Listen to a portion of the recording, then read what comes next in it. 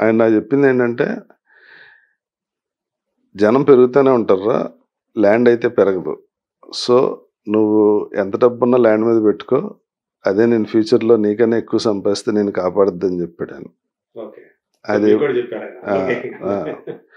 తర్వాత మీ అబ్బాయిని ఎందుకంటే హీరోయిన్ చేయరని అడిగాను నేను. ఇప్పుడు సోన్ బాబు అంటే స్ట్రగుల్ అయ్యాడు, టెన్షన్లు పడ్డాడు, ఏదో చచ్చాడు. నా కొడుకు ఆడు ఎంత గొప్ప హీరో అయినా ప్రతి సినిమాకి టెన్షన్తో చావాలి. ఇది ఆడుతుందా ఆడదా, దీన్ని రిలీజ్ ఏంటి, అది ఆడకపోతే ఉన్న ఫేమ్ పోద్ది. అలా టెన్షన్తో బతకడం నాకు ఇష్టం లేదు. నా పిల్లలు వాళ్ళు ప్రశాంతంగా బతకడం ఇష్టం, అందుకే ఇటు పక్క తీసుకురాలేదు. సో అది దానికి రీజన్ కూడా చెప్పారు ఆయన. అదే అబ్బాయి కూడా దానికి తగ్గట్టే ఉన్నట్టున్నాడు. అంటే అసలు తనకి అంతా వేరే సర్కిల్. ఒకసారి నాకు ఆ సైట్లో బిల్డింగ్ కట్టాడు, డాడీ హోటల్ పెడతానని అడిగాడు. హోటల్ పెట్టావంటే నువ్వు రాత్రి హోటల్ మూసేదాకా, 5 స్టార్ హోటల్ పెద్ద, అన్నీ చూసుకుని 11 ఇంటికి రావాలి, మళ్ళీ పొద్దున్నే వెళ్ళి అక్కడికి కాయగూరలు కొనగానే చూసుకోవాలి.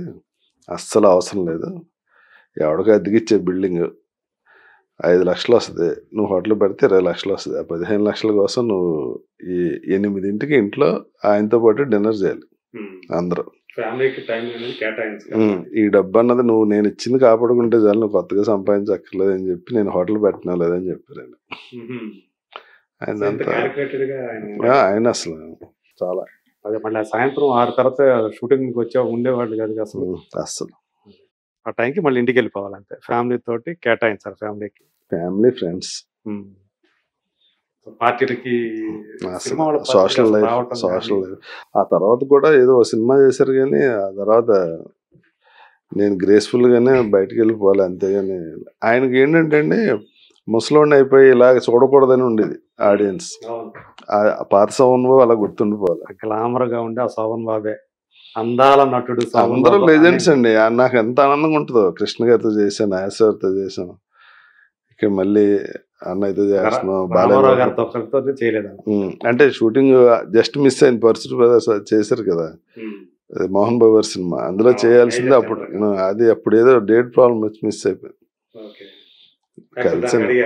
కలిసాను, మాట్లాడాను అన్నీ అని, కానీ ఆయనతో యాక్చువల్ ఆ ప్రతినిధి వాళ్ళందరికీ ప్రతినిధి మురళీమోహన్ గారు, మోహన్ బాబు గారు ఉన్నారు. మోహన్ బాబు అంటే వాళ్ళ జూనియర్ కింద లెక్క కదా. అంటే నేను అనేది 80+. చంద్రమోహన్ గారు కూడా వెళ్ళిపోయారు. మురళీమోహన్ గారు అంత డిసిప్లిన్ కదా, పూజ మాలేయటం, లైఫ్ డిసిప్లిన్ గా ఉండటంతో పాటు జీన్స్ కూడా ప్లే చేస్తాలేండి. ఇప్పుడు ఫాదర్ కి మదర్ కి బీపీ అవన్నీ ఉన్నాయి, అవన్నీ మనకు ఆటోమేటిక్గా వచ్చేస్తాయి. ఆయన బాగా ఫాదర్ మదర్ అంతా 100 years ఇది. ఆ జీన్స్ ఆయన కూడా ట్రాన్స్ఫర్ అయినాయి. ఆయన చూసి చాలా నేర్చుకోవాలండి ఇండస్ట్రీలో ఉండి. అసలు ఒకళ్ళని పల్లెత్తి మాట అంటాం కానీ అసలు వెల్ బిహేవ్డ్. అసలు ఆ బిహేవియర్ ఉంటే మనం కూడా ఎక్కడో ఉంటాం. నేను ఆయన కలిసి తెలుగుదేశం చాలా రోజులు తిరిగామండి. రాష్ట్రం అంతా 2 ఎలక్షన్స్ తిరిగాను ఆయనతో పాటు. అప్పుడు ఆయన బాగా దగ్గరుండి బాగా ఇద్దరం అవకాశం, అంటే ఒకే రూమ్ లో ఉండేవాళ్ళం. ఆయన పొద్దునే 4:30 లేచిపోయి 1.5 గంట పూజ చేసేవారు. ఆయన రెడీ అయిపోయి పూజ దగ్గర కూర్చుని ముందు నన్ను లేపేవారు అనమాట. నువ్వు కూడా రెడీ అవ్వాలని. నేను రెడీ అయ్యాడికి ఆయన పూజ అయ్యేది రోజు ఎవ్రీడే. ఎంత రాత్రి 12-1 గంట అయినా మార్నింగ్ 4:35 లేచి 1 గంట పూజ చేయాల్సింది. అంటే నిద్ర తక్కువైనా సరే ఆయన మాత్రం అసలు మార్నింగ్ లేచే టైం మాత్రం మారదు అనమాట. లెజెండ్స్ ఊరికే ఎవరు కదా. మోహన్ బాబు ఉన్నారు, ఆయన అంతే 5ంటికి లేస్తారు, కంపల్సరీ ఎక్సర్సైజ్ చేస్తారు. ఆయన టైట్స్ చూస్తున్నట్టున్నారా? మోహన్ బాబు గారు చూసేవాడిని అండి. ఇప్పుడు హరి అని తను చూస్తున్నాను. అప్పుడు మోహన్ బాబు తోటి విష్ణు అందరూ చూసాం. వీళ్ళిద్దరి రైవల్రీ నిజంగా ఎంతవరకు నిజం? చిరంజీవి వర్సెస్ మోహన్ బాబు అనేది ఎప్పుడు మించో చాలా కాలంగా ఒక డిస్కషన్ టాపిక్. అది అవును, అది మనకెందుకు, వాళ్ళు డిస్కస్ చేసుకుంటారు. మీరు దగ్గరుండి చూసారు కదా, నిజంగా చూసినందుకే అవన్నీ మనకెందుకు అంట. ఇద్దరు మధ్య ఉండి ఫోటోలు దిగినవి ఉండే మీరు. అన్నయ్య పెద్దన్నయ్య కదా, నాకు పెద్దరాయుడు బ్రేక్ కదండి. పెద్దన్నయ్య అంటారా మోహన్ బాబు? పెద్దన్నయ్య అంట. ఓకే. అంటే నాకు పెద్దరాయుడు నాకు బ్రేక్ అండి. ప్లస్ విష్ణు కూడా నాకు బాగా క్లోజ్ అండి. ఆయన డిసిప్లిన్ కూడా నాకు బాగా నచ్చుతుంది. ఆయన కూడా 5 o'clock జిమ్, అంతే 9:30 బెడ్. అసలు అంత డిసిప్లిన్ గా అటు స్కూల్ చూసుకుంటా, ఇటు హీరోగా, అటు ప్రొడక్షన్ చూసుకుంటా చాలా చేస్తాడు ఆయన. ఒక రోజు ఇన్ని చేయొచ్చు అన్నట్టు ఉంటుంది విష్ణుతో. అందరూ ఎవరి కాళ్ళు ఆ క్వాలిటీ లేకపోతే అసలు ఎవరైనా కష్టపడాల్సిందండి. అసలు వేరే దారే లేదు ఇక్కడ. అడ్డదారి ఎంత డబ్బు ఉన్న వాళ్ళైనా సరే వాళ్ళకి డబ్బు ఉంది అంటే గోల్డెన్ స్పూన్ తో పుట్టారు వీళ్ళు అని చెప్పేసి నాకు రానా చెప్పాడు సార్. బాహుబలికి బాగా లావ్ అయ్యి మళ్ళీ నేనే రాజు నేనే మంత్రి చిక్కిపోయి ఏమన్నా ఇంత జిమ్లో నేను చూసాను రోజు అపోలో జిమ్కి వచ్చారు విపరీతంగా ట్రైనర్ పెట్టుకుని పెద్ద పెద్ద వెయిట్లు మోసి ఏమన్నా పుట్టింది గోల్డ్ స్పూన్తో ఎందుకని అంత కష్టపడతారు, నేనే పడినంత కష్టం అన్నా. ఇంత కష్టపడకపోతే ఆ గోల్డ్ స్పూన్ దొబ్బుద్ది అబ్బాయి అన్నాడు. నాకు బాగా నచ్చింది. మంచి మాట, చాలా మంచి మాట. అందుకని ఇక్కడ గోల్డ్ స్పూన్ తో పుట్టిన వాళ్ళకి ఇంకా కష్టం. మామూలు స్పూన్ తో పుట్టినాడు హ్యాపీగా ఉండొచ్చు, అంటే పోయేదే ఉండదు కదా. దాన్ని నిలుపుకోవాలి కదా. గోల్డ్ స్పూన్ అంటే ఇట్స్ వెరీ డేంజరస్. ఆ బరువు అనేది మన మీద చాలా ఉంటుంది, మోస్తూ ఉండాలి, దాన్ని నిలబెట్టుకోవాలి. ఏ మాత్రం ఆ బ్యాలెన్స్ తప్పినా వేరే రకంగా స్పూన్ వెళ్ళిపోద్ది, పేరు చెడగొడుతున్నారని పేరు వచ్చేస్తుంది. ఇంకా చాలా ఉంటాయిలేండి, ఇంకా రెస్పాన్సిబిలిటీస్ అవన్నీ చాలా కష్టం.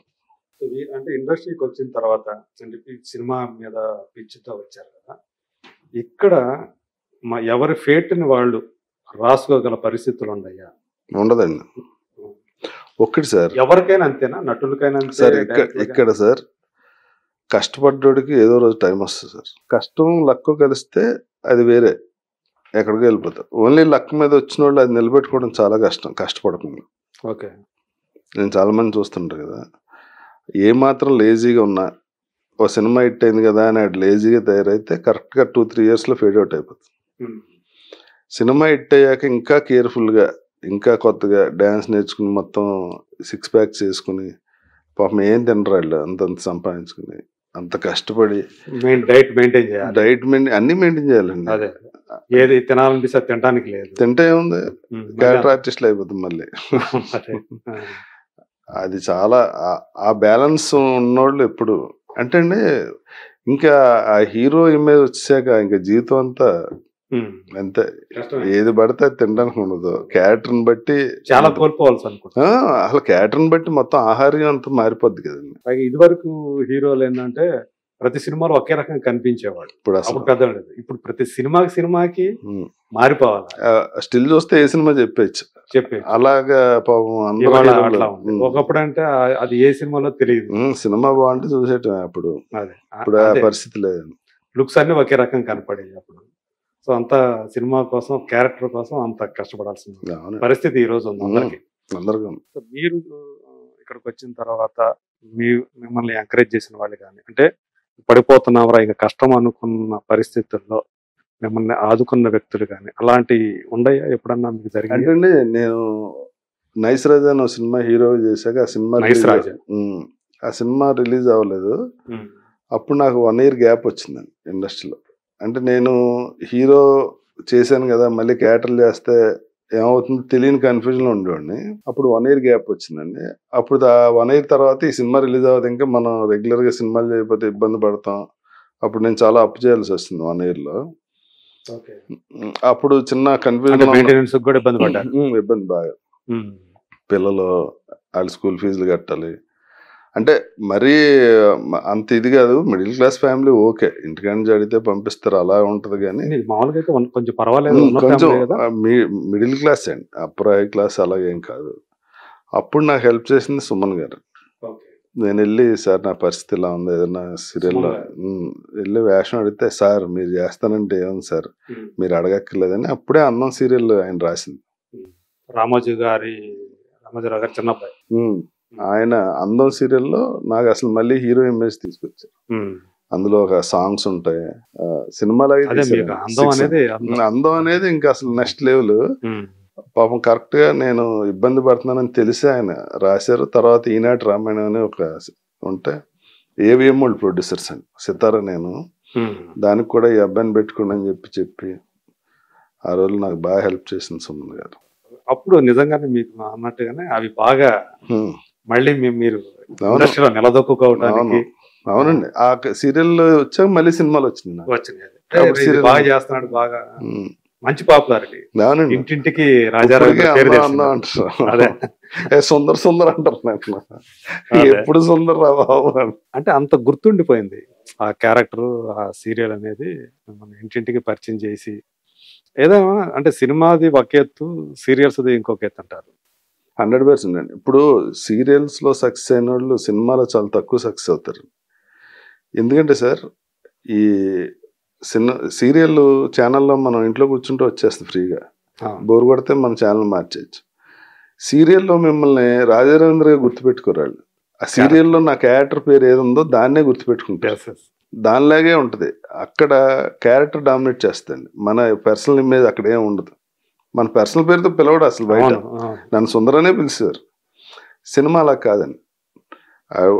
టైం పెట్టుకుని ఫ్యామిలీతో వెళ్ళి 2000-3000 ఖర్చు పెట్టి కారు పార్కింగ్ ఫీజు కట్టుకుని వచ్చి చూసినప్పుడు అక్కడ కనిపించినోడు ప్రతి ఒడికి వాల్యూ ఉంటుంది.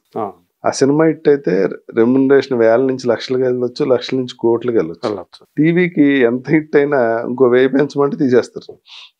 ఎందుకంటే ఆడికి ఎపిసోడ్కి బడ్జెట్ అంతకన్నా ఉండదు, అంత తేడా ఉంటుందండి. ఇప్పుడు ఫ్రీగా చూడటం అలవాటు పడి టీవీలో ఆడి సినిమాలో కనిపిస్తే ఇరిటేషన్ వస్తుంది. డబుల్ బెడ్ చూసినప్పుడు ఈ టీవీలో కనిపించినవాడు సినిమాలో కనిపించాడు అనుకోండి, మనకు తెలియకుండా చిన్న అటు చేసి క్యారెక్టర్ ప్లే చేసి దాని మీద మనకి ఓ రకమైన ఇంప్రెషన్ వచ్చేస్తుంది. అంటే వ్యతిరేక భావన వచ్చేస్తారు. వ్యతిరేక భావన రాదండి. ఇది మనకి ఇంటికాడ కనిపిస్తాడు కదా రోజు, డబుల్ బెడ్ చూసినా ఆడే కనిపిస్తే చిన్న కంఫర్ట్, అంత కంఫర్ట్ గా ఫీల్ అవరు ఆడే. మళ్ళీ ఇక్కడ కూడా ఈయన అన్నట్టు వస్తుంది, గ్యారంటీగా వస్తుంది. ఈ ఇమేజ్ టోటల్ వేర్ అండి, ఆ ఇమేజ్ టోటల్ వేర్. అంటే మీరు దేన్ని ఎంజాయ్ చేశారు ఎక్కువ? అన్నీనే సార్, నాకు అసలు ఆ ఐడియా కూడా ఉండదు. నేను 2 days 3 days ముందే మర్చిపోతుంటా. అంటే ఇప్పుడు ఆ సీరియల్స్ మీకు తిండి పెట్టాయి కదా? అవును, 100%. ఆ ఫేస్ అయిపోయింది కదా, ఇంకా కూర్చుని అంటే బాగా ముసలాండే గుర్తెచ్చుకుంటాను అన్ని కూర్చుని. అదే మొత్తానికి ఒక గడ్డు కాలంలో 100-200% అండి. ప్రతిదీ మీడియా ఇప్పుడు ఇంకా పెరిగిపోయినాయి కదా సార్ ఛాన్సెస్. ఓటీటీ వచ్చింది, షార్ట్ ఫిల్మ్స్ వచ్చినాయి, ఓటీటీ ఫిల్మ్స్ ఇప్పుడు ఎక్స్ప్లోర్ అవడానికి చాలా అవకాశాలు ఉన్నాయి, నెంబర్ ఆఫ్ మార్గాలు ఉన్నాయి. మీరు కూడా ఏదో మధ్య ఒకటి అనుకున్నాం సార్, ఓటీటీ ప్లాట్ఫామ్ పెడదామని అనుకున్నాం. దాని కష్ట నష్టాలన్నీ 3 నెలలు ఒక కమిటీని వేసి వాళ్ళు అన్ని చేశారు. 2 ఏళ్ళ క్రితమా? అవునండి, వేసాక అదే కరెక్ట్ గా కరోనా వచ్చిందండి. ఒక 200 కథలని ఒక వెబ్ సిరీస్ చేద్దాం ట్రై చేస్తే ఒక్క కథ పోలా. ప్లస్ అది 8 లాంగ్వేజెస్ లో చేద్దామని ఛానల్ అనుకున్నాను. ఇప్పుడు కంటెంట్ ఏంటంటే పాత సినిమాలన్నీ ఏదో ఒక ఛానల్ ఓటీటీ ప్లాట్ఫామ్ కొనేసి ఉన్నాయి. ఇప్పుడు కొత్తగా కంటెంట్ కావాలంటే వాళ్ళతోటి టైఅప్ అయ్యి అదే కంటెంట్ పెట్టుకోవాలి. కొత్త కంటెంట్ అంటే మనం తీయాలి. ఎవ్రీ మంత్ వెబ్ సిరీస్ లేకపోతే మనం కొత్త సినిమా ఓటుకొని అందులో కంటెంట్ లేకపోతే మీకు సబ్స్క్రైబ్ చేయడు. అది ఎవ్రీ మంత్ మనం ప్లాన్డ్ గా పెట్టుకుంటే వెళ్ళాలి. 1000 కోట్లు బడ్జెట్ వేసి పెడదామని చూస్తే తెలుగుకి అందులో 40 కోట్లు 50 కోట్లు వచ్చింది. హిందీకి మేజర్. ఇప్పుడు ఈ 40 కోట్లు 50 కోట్లు ఓ సినిమా కొంటే సంవత్సరం బడ్జెట్ అయిపోద్ది. కరెక్ట్.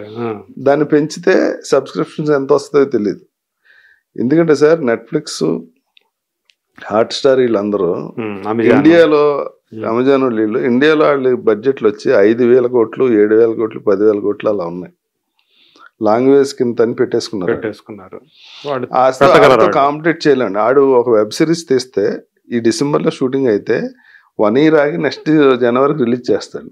200 లాంగ్వేజెస్ లో ప్రాపర్ గా డబ్ చేసి ఏ లాంగ్వేజ్ కి ఆ లాంగ్వేజ్ లో చేస్తారు కంటెంట్.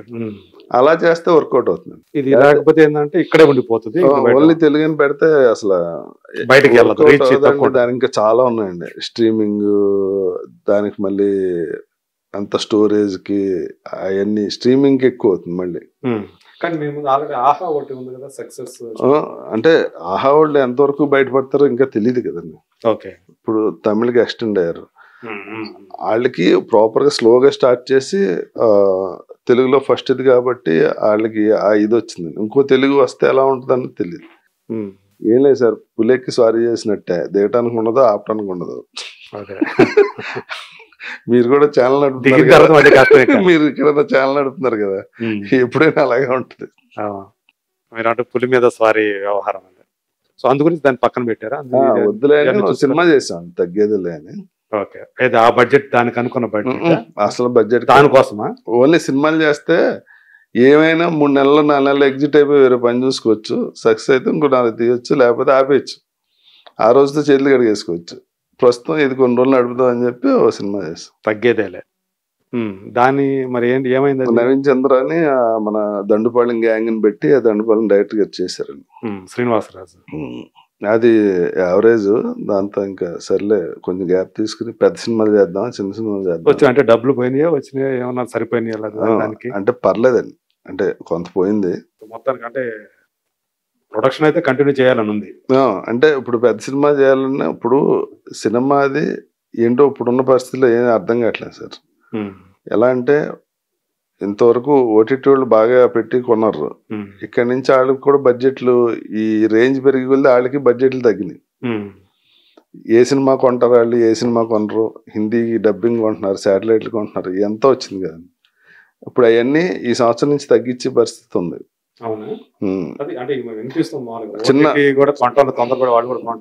తొందరపడలేదండి. ఇప్పుడు ఒక పెద్ద సినిమా ఉందనుకోండి సార్, 300 కోట్లు 500 కోట్లు 600 కోట్లు పెట్టి ఒక సినిమా కొంటున్నారు. పెద్ద సినిమాలు మినిమం 200 కోట్లు ఉంటుంది పెద్ద సినిమా. ఆడి బడ్జెట్ అయిపోద్ది 2 సినిమాలు కొంటే. పోనీ 10 సినిమాలు కొంటాడు 2000 కోట్లు పెట్టి. ఆ తర్వాత అన్ని సినిమాలు కొనలేడు కదా. వాడు పెట్టుకునే బడ్జెట్ ఇంతే ఉంటది. అది అవగానే వాళ్ళకి ఎలా ఉంటదంటే సార్, ఈ నెల ఈ సినిమా రిలీజ్ చేయాలని ఒక ప్రోగ్రామ్ ఉంటుంది. మార్చిలో సలార్ రిలీజ్ చేద్దాం. ఇక్కడ సలారు అంత పెద్ద సినిమా